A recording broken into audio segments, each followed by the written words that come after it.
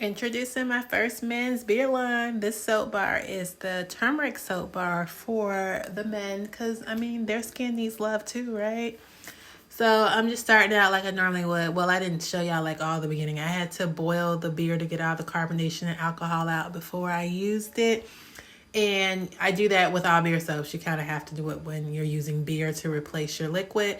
Because if you don't, you could create a volcano when the sugars and the alcohol and the carbonation from the beer mixed with the lye. It could create this reaction that makes it like boil. Like, you know, chemically it'll just start boiling, and that's not safe to make soap. So you have to boil all the beer and carbonation out before you can use it. And then I freeze it. I let it cool, like the boiled beer cool, freeze it. And then I use that with my lye instead of using water, so it replaces the actual liquid.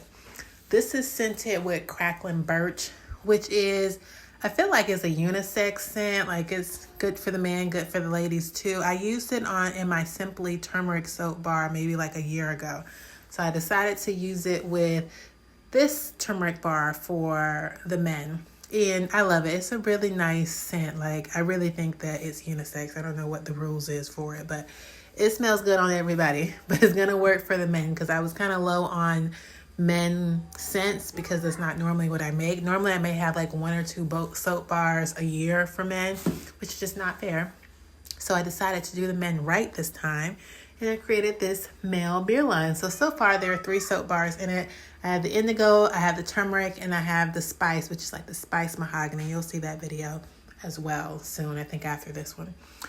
But I had some extra batter left over, so I went ahead and just put that in my little small 1-pound mold.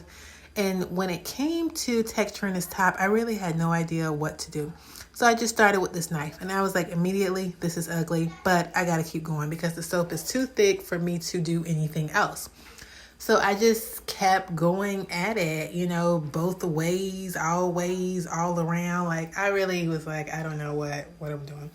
But y'all, it came out so pretty, like all these like random lines. So I was thinking, oh, maybe I'll do like a checker type thing. And I just kept going. And sometimes when like you're texturing your soap tops and you're doing it as long as I'm doing it, it's bound to get messed up because you're overdoing it.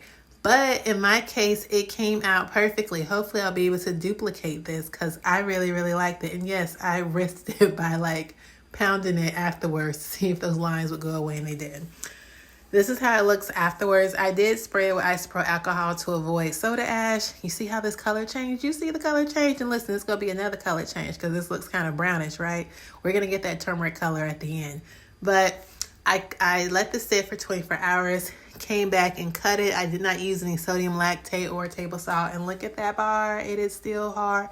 I decided I'm not going to do like the 2 small end pieces because it ends up like not really like being a waste because I can't really do much with it. I did try to sell them as samples, but sometimes that doesn't work out. So I said, you know what, for now on, I'm only going to do 1 end piece, and it's going to be a thicker end piece so I can sell that as like a bigger, better sample. So you see how they're all light in the inside, but that's okay. The color is going to come together beautifully in the end because that's what turmeric does, even with the beer. And this is Corona beer, by the way. I use Corona because it has less of a scent. Look at it, pretty.